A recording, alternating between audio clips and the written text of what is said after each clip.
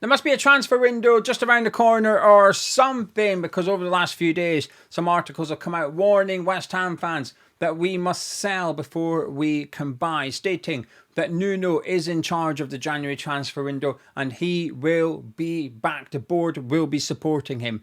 The only players that will be leaving are the ones that are not part of his plans, and the only players coming in are because they are Nuno's transfer targets. So he's in charge and he will be backed. However, no player will be arriving until other players have left West Ham in the January transfer window. Now, this is nothing new. We've seen this for years at West Ham, ahead of every January transfer window, ahead of some of the summer transfer windows as well. So there's no surprises whatsoever when these statements and claims are made.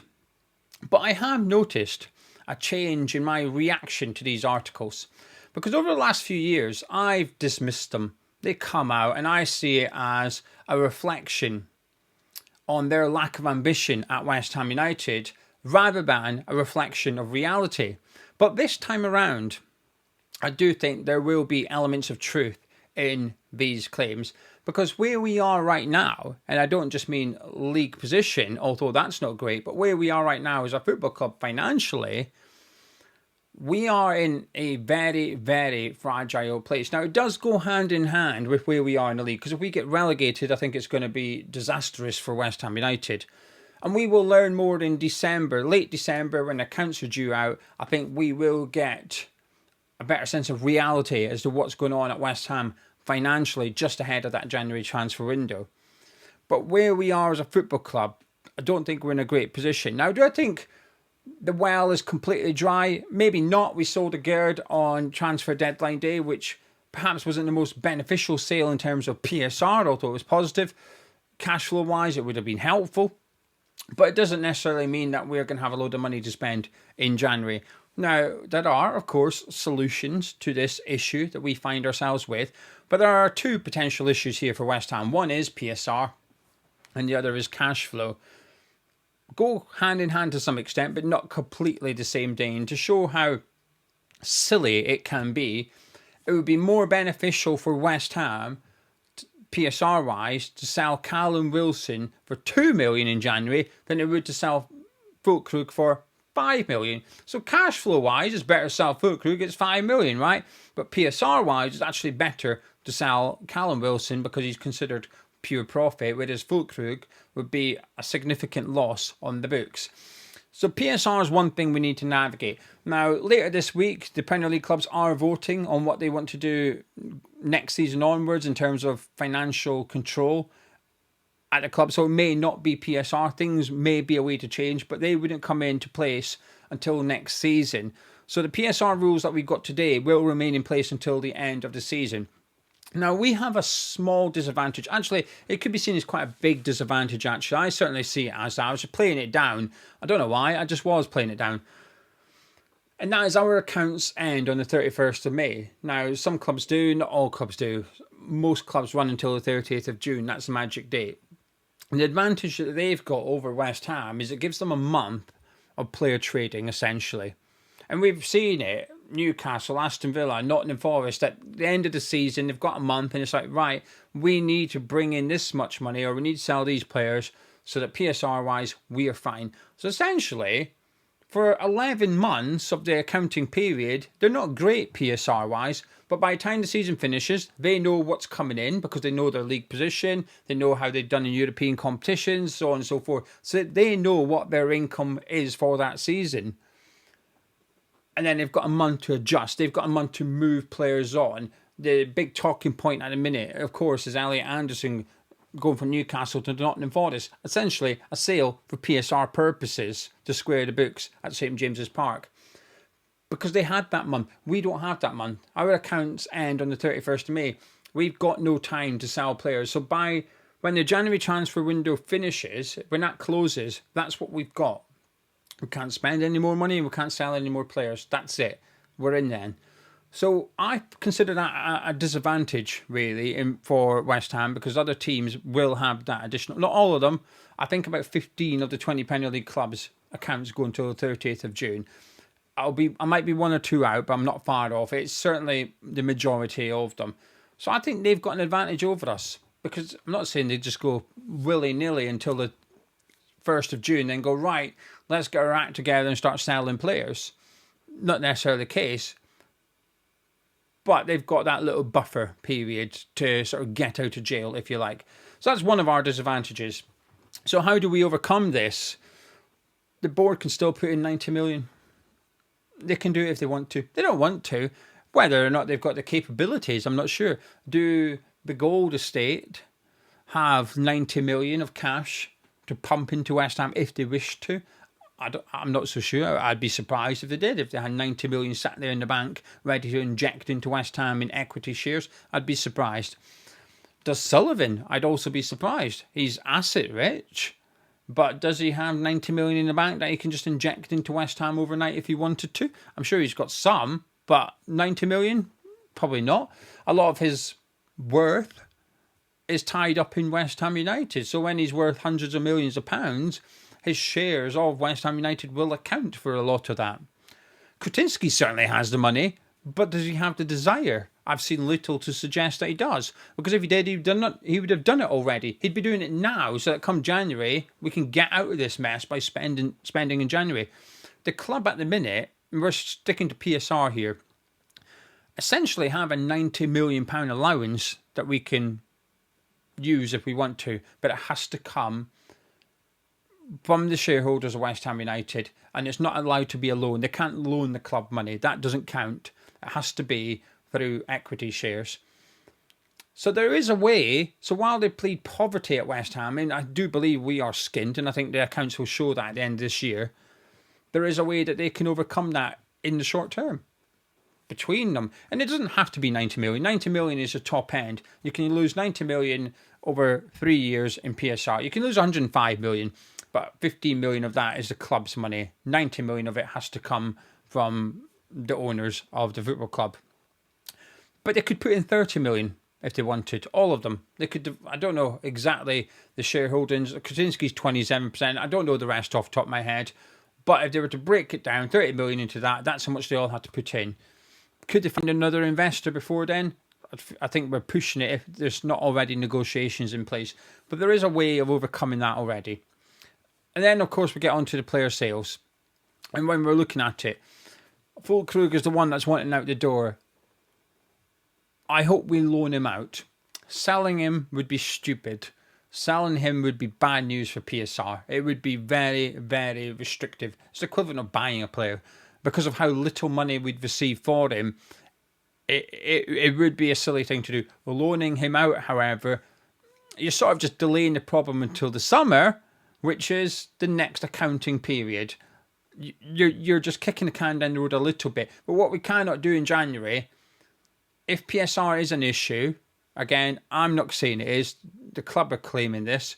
If PSR is an issue, what you can't do is make it an even bigger issue by letting Fulkrug go on the free or for 2 million or 3 million. Yes, getting his wages off the books is great, but if you can get him out on loan and get his wages off the books, that would be ideal. Whether someone would pay that much money for him, 100 odd grand a week or whatever, I'm not too sure. But when I see talk of him being sold, and when I say sold, I mean a free transfer or something, I get a little bit uneasy. It feels like it's bad business for us from that aspect. James Ward-Prowse, because he's been here a little while, depending on the fee we get, it might actually be an okay transaction for us. But again, we've got to be careful. He's got rumoured interest in Everton and Southampton. I'd be shocked if Everton came in. I know Moyes was the one that wanted him and stuff like that, but a lot's happened between Moyes signing him and the James Ward-Prowse today. But he's someone that we need to move on, possibly out on loan and kick the can down the road. And this is why the Guilherme transfer rumour sort of makes sense, because he is worth a bit of money. Again, PSR-wise, if we got what we paid, PSR-wise, it's actually positive because he's already accounted for a couple of years. Hermansen's the interesting one. I've seen him linked with a move away. Again, if you got what you paid, you're okay. Wouldn't like to see it happen personally, but I can understand why, because 15, 16 million, it's a big bit of income. Rodriguez might be a wise thing to do. Even if you got nothing for him and just got him off the books, because there was no transfer fee attached to him, PSR wise we're fine. So I think Rodriguez would be a sensible player to let leave on a permanent. Andy Irving, I think, would be good. Again, we signed him for what, 3-4 million or something like that a couple of seasons ago now. So PSR wise, as long as we get 4 million for him, we're actually making a profit on him. So it would actually be beneficial. And cash flow, it would match what Adama Traore is going to cost. And put your opinion of Adama Traore to one side. I had to, and if I can do it, you can do it as well. I was guilty. When I did the video the other day, I was guilty of assuming everyone knew the story, the joke, whatever, that we've had for years on Hammers Chat. And that's my fault, because obviously there's new subscribers, right? I just assumed everyone knew Gonzo loves Traore, I hate Traore, right? It's been a running joke for years on this channel. So when I did my video, I didn't explain the joke, I didn't go into it, I just carried on. And everyone's, oh, I can't believe you like Traore. I don't like Adama Traore, all right? I made it obvious for years. However, what I do like, and what I think is important this January, is that Nuno gets the players he wants. And if Nuno wants Adama Traore, that's good enough for me. I want Adama Traore. Not because I think he's a good player, but because Nuno wants him. I think it's vital he gets the tools he feels he needs in order to keep us in the Premier League. That's it for me.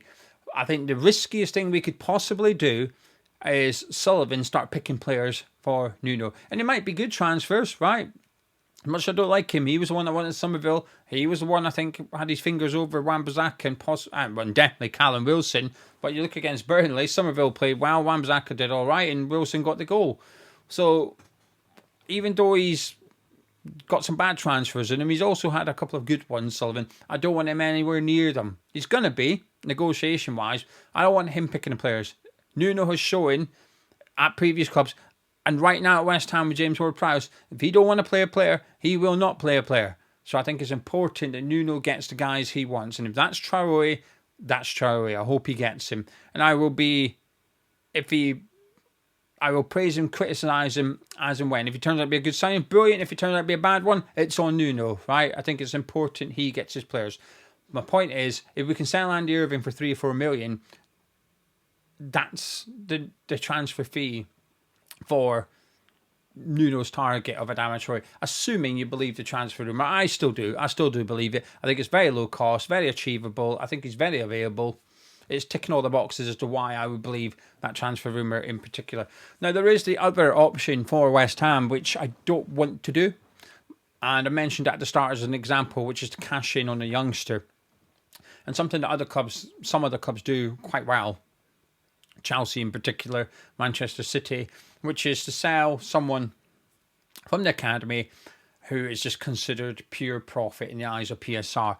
Now, when you're looking at the West Ham team at the minute, you'd be thinking, well, Finlay Herrick's status is only improving in the England under-21s, which is quite good for someone in terms of when you look at his experience as a goalkeeper and his achievements in terms of the national team. I think his achievements with the national team are outweighing what he's done at club football, which would suggest that they think he's going to go on and become a top keeper. So Herrick will have a good value attached to him. Scarles is injured at the minute, but he'll be fit by January. Again, he may have a good value attached to him. Golan Beckes would have his suitors. He absolutely would have his suitors. Again, national team, he's in there. He's playing for them. Captain in our under-21s, having a really good season. Lewis Orford, if there's a recall clause, in theory, we could bring him back from Stevenage and look to sell him in the January transfer window if we wanted to. Then, of course, you've got Callum Marshall, George Earthy as well. He's someone that we could maybe cash in. We've got a 2-year extension on his contract. I think it's 2 years, an option. We can flick at any time. But if we're not going to do that, maybe we cash in on him in January. Now, to be clear, I don't want to do that. I'd rather trigger that option and give him another couple of years at West Ham, and hopefully he can stay fit and prove what he's got. Callum Marshall, there's a lot of youngsters who've been in and around the first team at West Ham. Mohamedou Conte, of course, again, to stress, would not sell, but financially it would be very beneficial to West Ham. I think, obviously, what I would want to happen is that the shareholders of this football club take responsibility and inject money into the football club. And like I said, whilst they can go up to 90 million, they don't have to go up to 90 million. They could put in 10 million if they wanted to between them. That's enough for a player. And also the way that PSR works, if you buy a player for 40 million in January, on a 5-year contract, that's 8 million per accounting period. So only 8 million would hit the books now. So if they were to put in 10 million and you bought a player for 40 million, you're fine. That's it. That 10 million covers it. Granted, next year you might have a problem. But here's the thing. We will know by January if the rules have changed. You will know. You being West Ham, Sullivan, Brady, whoever. I don't know why I'm saying Brady. She's not putting any money in. She's not a shareholder. Gold, bloody Terry Brown. You will know by January what the new rules are. And it could be a possibility that they put in their 10 million this summer in January, buy a player for 40 million. The 8 million's accounted for, happy days. And then next set of accounts, it may not count anymore. There's a possibility that they're going to be switching to a model that they include wages and they include money spent and keeping it more basic in terms of how much you're buying a player for rather than dividing it over his contract and stuff. They'll know by the 1st of January. They should know this Friday. This Friday, that's when the vote is. Chris, who you've seen doing fan camps before, asked me if I would do a video about the vote and about the financial model. If people are interested, let me know. I just thought it was one of those things people aren't that arsed about. But if they were, I'll do one. I'll do it. I just need to brush up on my research a little bit ahead of it. But I'm happy to do that if you want to. Anyway, thank you very much for joining me. That's the report. I do think there's an element of truth. I'm very quick to dismiss these things.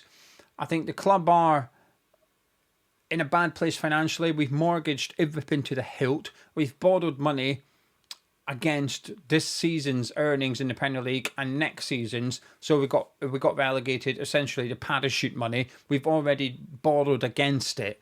So we have squeezed every bit of finance capability out of this club already. The only thing left is for them to inject money into the football club, which they're not going to do. As much as that's the ideal thing and the easiest thing, they ain't going to do it. So when I see reports saying that we've got to sell before we buy, I think there's an element of truth in this year. Like I said, I don't believe the well's completely dry. I think we might have enough money for an Adama Traore, right? We might at a push have enough money for a Charlie Creswell. But do we have enough money to go get a Lucas Stassin? I'm not so sure. So I do think we have to sell before we buy. And as long as it's players like Ward-Prowse and stuff, I'm okay with that. We just need to be careful. Because it's very well saying sell Ward-Prowse and Füllkrug. But actually PSR-wise, if that is something that they're claiming to be a restriction, well, you can't sell them. Well, you can, but it's going to restrict you further. We've got to not only sell before we buy, but we've got to sell the right players.